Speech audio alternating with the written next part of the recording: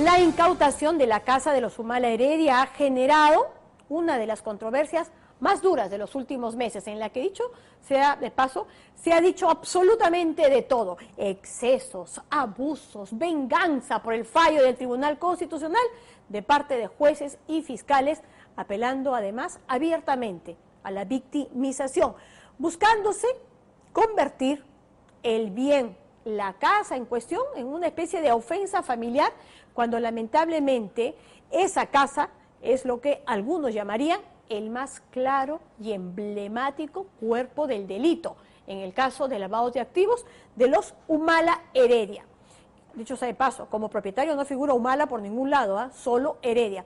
O sea, casi 10 años después de adquirido, todo en torno a esa casa, de la que Panorama ha tenido acceso a imágenes exclusivas, han sido mentiras claramente demostradas: cuentas que no cuadran, remodelaciones costosísimas, ni hablar de los muebles que ahí colocaron. ¿Con qué plata?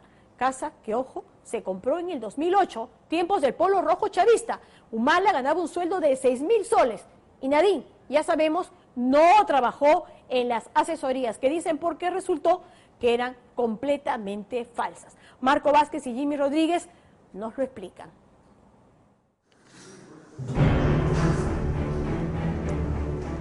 La incautación con fines de decomiso, de yo te quito el bien, porque yo creo, fiscal, juez, que tu bien tiene origen delictivo y lo que quiero evitar es que tú lo vendas, lo transfieras, lo alquiles, es decir, que desaparezcas el bien ilícito.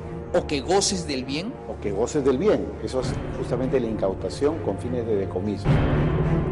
Casa incautada, fin del goce, según el fiscal, del efecto del delito.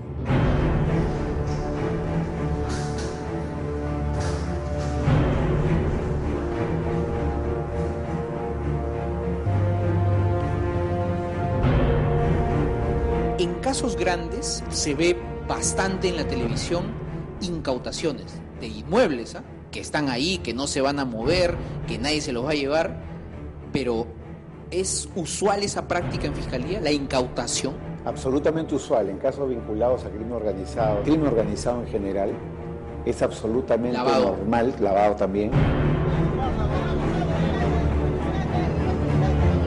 Las impactantes imágenes de un presidente y su esposa, quienes, por las consecuencias de sus propias acciones, han sido despojados de una casa familiar, han partido la cancha. Acá en el caso Humala, lo que se ha discutido no es respecto de todos los bienes, pero la discusión ha estado solamente alrededor de un solo bien, que era la casa habitación. Acá el tema ha sido muy sensible, primero porque Humala y Heredia acaban de salir de prisión. Segundo, porque esto se ha conectado supuestamente con el hecho de que la Fiscalía ha perdido en el Tribunal Constitucional. Tercero, con que la petición se presentó cuando ellos todavía estaban en prisión. Cuarto, por el tema de que hay menores de edad, ¿no? Entonces, esto ha sido utilizado por la familia Humala y Heredia para victimizarse, ¿no? Y han logrado cierto rebote mediático. Es una medida que está en contra del libre albedrío de mis hijos. Son 3 niños y esta es su casa, que se la quieren quitar, nos quieren poner en la calle. Una severa, polémica, pero legal decisión contra peces gordos investigados por Lavallato ha mostrado que la defensa de los Humala Heredia juegan en la cancha de las percepciones, de las tristes impresiones. Ahí yo creo que hay 2 temas importantes que tomar en cuenta. Número 1, nadie ha discutido acá el origen de esos bienes.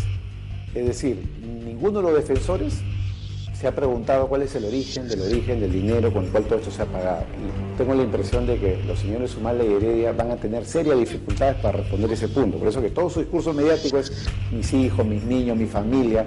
El discurso no ha sido, son bienes que yo compré lícitamente. Y como en los hechos, los indicios de plata sucia de 2 mafias ahogan en el lodo a la expareja presidencial, toda su defensa y sus defensores fueron por el lado real y flanqueable de la resolución, la proporcionalidad. Porque la incautación tiene 2 requisitos. Requisito número 1, que haya suficiente prueba de que estos bienes podrían venir del origen delictivo. ¿Requisitos? Y ese punto nadie lo ha discutido, como que lo aceptamos. Y el requisito 2 es la proporcionalidad, de que la medida sea necesaria, de que la medida sea idónea. Y ahí sí entro con los Ahí sí hijos, entra, la familia, eso. la Y ellos, conmiseración. claro, y ellos se han, digamos, concentrado, refugiado en ese punto. Al final, el presidente del PJ tuvo que retroceder y, aunque no parece gustarle, apoyar a su juez. Y el fiscal de la nación tuvo que reconocer que la decisión sí tenía sustento. A mí me parece que la decisión del fiscal está sustentada. Quizás no hubiera sido lo más oportuno en este momento, pero es la decisión que tomó el fiscal y yo creo que tiene que respetarse. Igual la decisión del juez.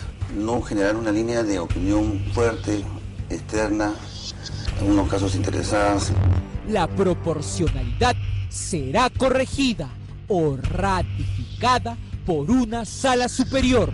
Sin embargo, los hechos alrededor del origen del dinero que compró y equipó esa casa siempre se mantendrán intactos.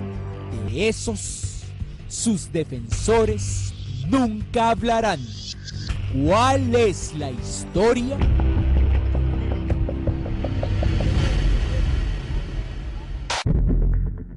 Esta es una imagen clásica de los sencillos Humala Heredia. Poco antes de la campaña del 2006, manejaban un Datsun marrón antiguo. Así era.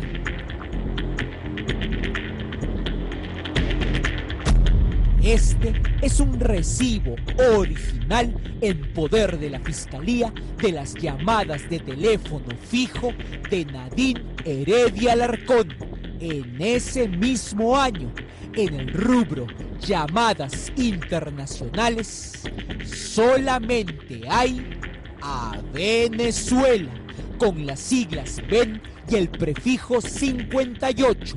Aquí se incluyen obviamente los números del Partido Chavista y del Palacio de Miraflores. El colaborador de la investigación agrega también un celular. Página 31.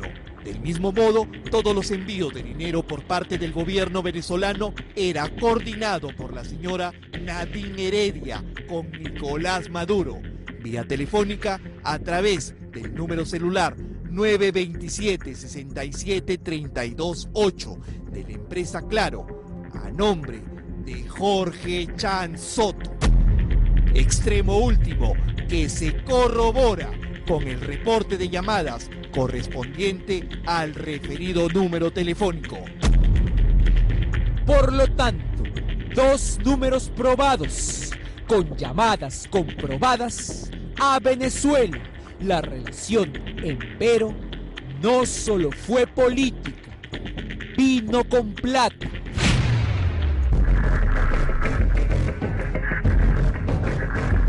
Ya conocemos desde hace 3 años los envíos de la sospechosa empresa venezolana CaixaMac desde un banco de Nueva York hacia cuentas de Doña Flor, la mamá, y de Chío Calderón, cuentas abiertas solamente con ese fin, por orden de Heredia. Fueron unos $80,000 que nunca entraron a la cuenta oficial del partido humalista cuando se abrió y que terminaron en las cuentas de Heredia. También conocemos que ella en 2007 recibió plata de una empresa llamada Venezolana de Valores, Beneval. No se puede precisar, a pesar de colaboradores eficaces, cuánto realmente llegó en la campaña del 2006 en efectivo. Aproximadamente de Venezuela deben haber llegado una cantidad de $6 millones y aproximadamente deben haberle sobrado $2 millones a la señora Nadine Heredia Alarcón. Pero si usted sigue incrédulo, aténgase a que Heredia coordinaba con Nicolás Maduro sus pagos anualmente como ella misma escribió en el 2007.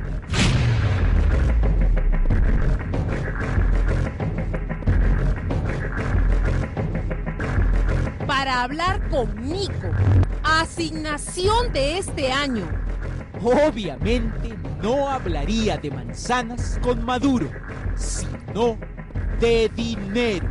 Para hablar con Nico, contar cómo está la situación jurídica de Ollanta Humala Tazo, plantear el tema de la televisora, asignación de este año, inversión en la primera. Dinero. En marzo de ese 2007, Heredia sacó un crédito hipotecario por $100,000 hasta el 2022 para comprar la casa hoy incautada, crédito otorgado con el aval de sus contratos de consultorías. Según la UIF, contando hasta 2009, esas consultorías y lo anterior venezolano le dieron unos $216,000 en una cuenta a su nombre. De esa cuenta prepagó el crédito hipotecario y pagó la mayoría de la deuda de la casa, pudiendo terminar así en el año 2013, 9 años antes de anticipación. ¡Qué suerte! Hoy sabemos, por los mismos amigos contratantes de Heredia de las consultorías, que eran truchas, eran falsas o ficticias. Nadie ha discutido acá el origen de esos bienes. Es decir, ninguno de los defensores se ha preguntado cuál es el origen del dinero con el cual todo esto se ha pagado. El discurso no ha sido, son bienes que yo compré lícitamente. Ella les entregaba la plata y un recibo, y ellos lo devolvían depositándolo en su cuenta. Eso casi no está en duda. De esa manera, a diferencia de la mayoría de peruanos, Heredia obtuvo una casa propia gracias a la política. Caizamac, Beneval, Consultorías Fantasmas, una campaña y Nico, según el fiscal, lo hicieron posible.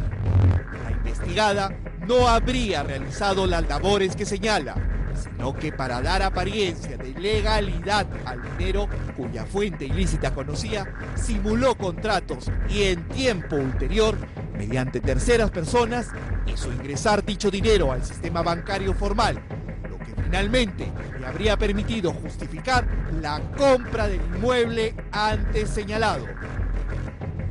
Heredia, como ella misma apuntó, recibió plata hasta de la embajadora chavista en Bolivia, Crisbeile González Hernández. Crisbeile González, febrero, más $14,000. Tiene tantos indicios incriminatorios que nunca contestará de fondo nada. Luego de lograr la casa propia, llegó el costoso equipamiento para la casa propia. Esta es la famosa boleta cancelada de las alfombras, con las que la decoró en el 2009.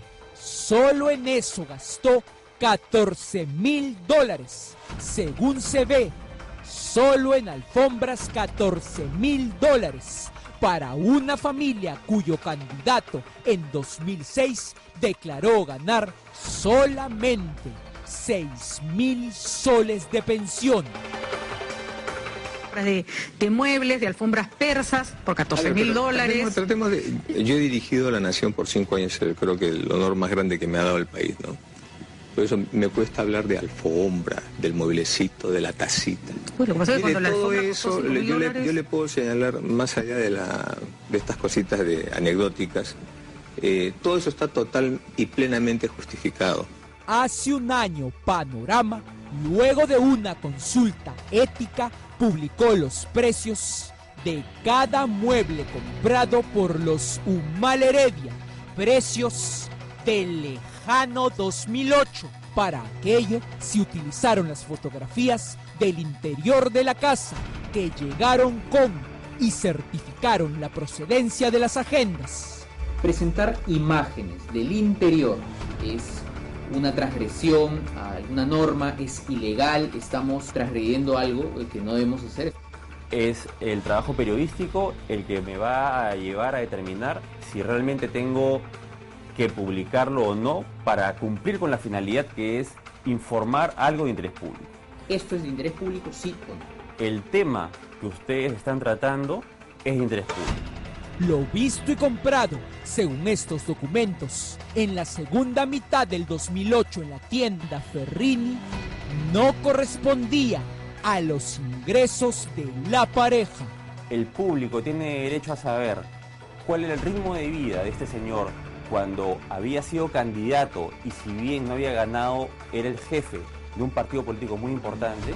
Sí, existe el legítimo derecho de la sociedad a saber cómo vive esta persona, qué gasta, cuánto gana y si corresponde con sus gastos. Aparte de los costosos cuadros que se pudo cotejar en las imágenes cuando la casa estaba llena, de acuerdo a las imágenes y los presupuestos de Ferrini con su nombre, compraron sillones Luis XV estilo calado por 6.500 soles, una vitrina Nisa de 6.400 soles, sillones Luis XV grandes por 6.000 soles más, mesas auxiliares Roma de 5.400 soles, un diván Biedermeier de 3.200 soles,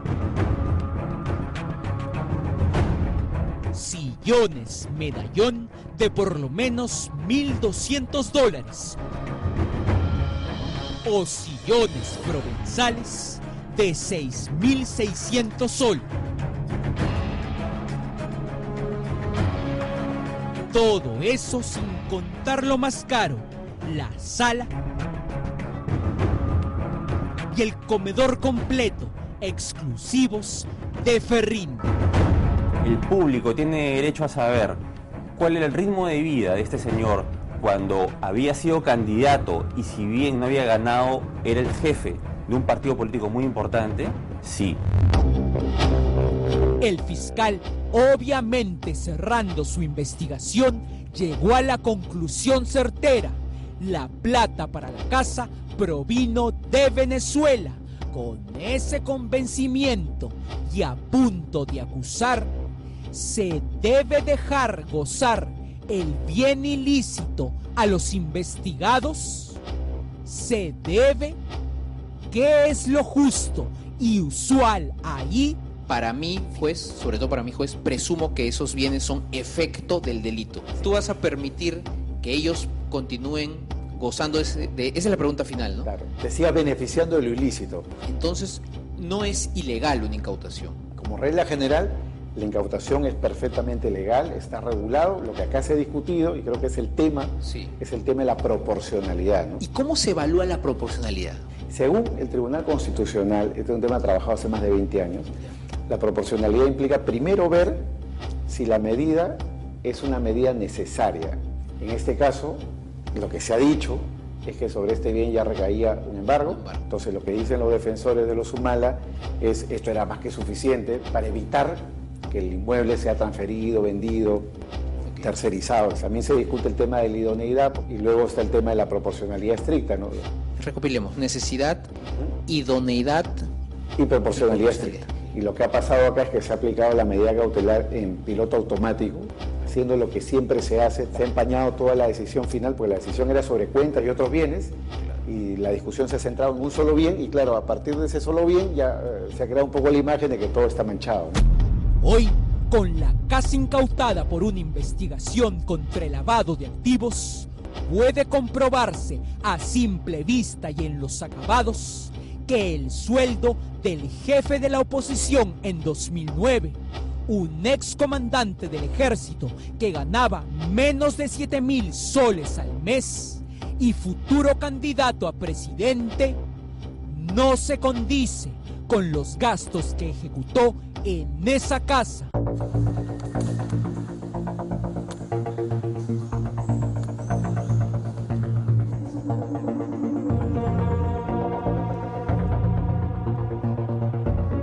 Las pericias se han quedado cortas. No incluyeron nunca los gastos que se observan. Heredia, para la campaña del 2011, solo ofrecía entrevistas en la casa contigua de su mamá. Nunca nadie observó la magnitud de sus gastos, presuntamente con dinero venezolano.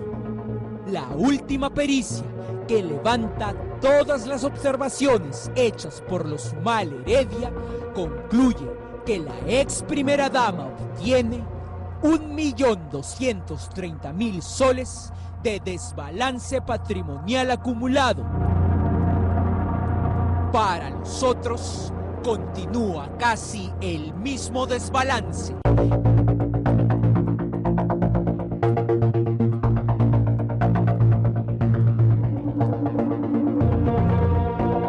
El impacto de los investigadores al verlo incautado los aflige. Se quedaron cortos. Todo esto no fue cuantificado. Los Humala Heredia, por eso, tienen indicios en contra hasta para regalar. Por eso sus defensores han pedido hace un mes, de acuerdo a este documento, 9 testimonios más. Es decir, hacer la agonía más larga. Así no se podrá nunca acusar. Si el fiscal se los niega, como que puede hacerlo, ellos convenientemente irán a buscar a un juez a argumentarle atropello y continuarán ganando. ¿Por qué finalmente entonces no se acusa? El caso Lavallato peruano tiene a un pez gordo finalmente contra las cuerdas. No se deje engañar. ¿Por quiénes? La lucha anticorrupción y la justicia es de boca para afuera y de su corazón para adentro.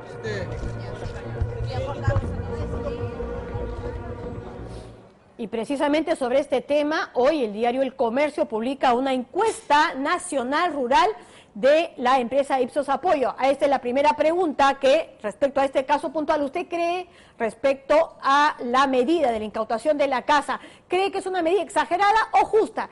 69% considera que es una medida justa, 27% que se exageró y un 4% que no precisa. Hay otras preguntas más sobre este tema. Vamos con otro cuadro. ¿Cree usted que el presidente Ollanta Humala es culpable o inocente de haber recibido dinero de Venezuela para su campaña del 2006? Culpable, 82%, 82%, inocente, 7%, no precisa, 11%. ¿Qué dice la misma encuesta sobre Nadine Heredia? La esposa del expresidente es culpable o inocente de haber recibido dinero de Venezuela para la campaña 2006. 3 puntos más. Culpable 85%, inocente 5%. O sea, solo 5% de todos los encuestados cree que no es culpable, a pesar de todo el cargamontón que se ha dado estos días respecto a esta medida. Y no precisa un 10%, a pesar de toda esa campaña que se ha realizado. Respecto al 2011, que ahora en este caso ya no son fondos venezolanos, sino de Brasil, culpable 82%, inocente 7% en el caso de Ollanta Humala. Esas son las cifras. Y en el caso de Nadine Heredia, igualmente, 84% de haber recibido plata de Brasil, 5% que es inocente y 11% no precisa. Esos, insisto, son los resultados después de toda esta campaña, después de ella apareciendo con el polito y pues victimizándose abiertamente. Ficha técnica, fuente Ipsos Perú, universo hombres y mujeres de 18 años a más, muestra 1.279 entrevistados, bastante alta, nivel de confianza 95%, margen de error más o menos 2,7% y fue tomada entre el 9 y 11 de mayo del 2019. 2018. Este caso es sumamente importante y lo que ocurrió esta semana también lo es. ¿Por qué? Porque el contexto de este caso, del caso Humala y de la investigación, no solo a él, a 4 expresidentes, es el caso de aporte de corrupción más grande de Latinoamérica, que tiene nombre, Lavallato. Y en el caso de Ollanta Humala, los hechos son numerosos, numerosísimos. Y miren, esas, como decíamos, son imágenes internas de la casa, que dicho sea de paso fue completamente remodelada, pero aquí muchas cosas que todavía se tienen que contestar. Humala dice que en el 2006 tenía una situación económica solvente. No es así, señor. Se manejaba como toda persona que tiene un ingreso que no le permite darse lujo, pues que le pasa a cualquier peruano. Se movilizaba en un carro sencillo, vivía en un mini departamento en el fondo de la casa de la suegra. Eso de que mis padres me financiaban es otro argumento que cae de endeble. Las cuentas de las hijas fueron incautadas. Sí, es verdad, suena doloroso, pero quienes los pusieron ahí son los padres quienes han puesto como escudo precisamente a sus hijos. Qué increíble, viviendo además de un militar, la verdad. Al respecto, una pregunta que algunos no se quieren hacer. ¿Cómo 2 niñas abrieron cuentas en el 2006 post campaña por un monto entre ambas de 84.000 soles? Mamá no trabajaba y papá tenía un sueldo menor a los 7.000 soles. Más datos que no se quieren ver. Las compras de Nadine Heredia en sus viajes, ¿se acuerdan con la tarjeta que la amiga la prestó? Suman, ¿cuánto? $38.107. Se gastó en las compritas que hacía en viajes durante año y medio, solo año y medio. La amiguísima de la tarjeta, de acuerdo al último peritaje de la Fiscalía, presenta un desbalance de, miren ustedes, $1.276.000. La mamá de Antonio Alarcón, no se olvide, registra en su cuenta depósitos de Venezuela. ¿Por cuánto? Por $67.557 que luego confesó fueron a parar a las cuentas de Heredia. A la ex embajadora, siguiendo con todo el entorno de Francia, Cristina Velita, se le ha detectado un balance de 3,5 millones de soles. Estos son solo algunos hechos comprobadísimos, esos que sus defensores, por supuesto, no ven y prefieren optar, por supuesto, y acompañar la campaña de victimización. Y sabemos que Heredia, según sus agendas, controlaba hasta el 2011, señor Humala, no hasta el 2010, como ha señalado, $5 millones. Bueno, se pueden entender todas las remodelaciones que se hicieron a la casa. Toda esa casa comprada con un sueldo de 6.000 soles. ¿Por qué no nos explican de dónde salió eso? ¿Por qué no nos explican todo lo que aparece en la agenda ítem por ítem, de dónde salió esa plata? Ahora, ¿por qué no acusan a los fiscales? Es verdad que están de morones, claro que sí. Y eso no le hace bien ni al caso ni a la institución. Pero tampoco se puede dejar de lado los hechos. Esa casa que tanto ha conmocionado, que ustedes están viendo, es la mayor prueba del delito. En ella se concentra uno de los mayores gastos que no satisface la pregunta más sencilla que uno le debe hacer a un político. ¿De dónde, señor? ¿De dónde salió esa plata? Lavallato no es un caso cualquiera. O frente a los investigados, sea su amigo, se le sigue el juego al político, o sea cual fuere, se fiscaliza con el rigor que este caso amerita. Otra cosa, y ya para cerrar, nosotros le hemos planteado a los 2 abogados, no a uno, a los 2 abogados de los Humala una entrevista sin editar, 10 minutos o 15, y sale tal cual. A César Nakazaki y también al doctor Pedraza. Vengan, expongan sus argumentos ante el reportero que más conoce este caso, Marco Vázquez, por supuesto. No aceptaron. La invitación sigue en pie, doctores, para que no tengan que estar respondiendo vía Twitter, sino frente a frente, con cada uno de estos hechos. Hacemos una brevísima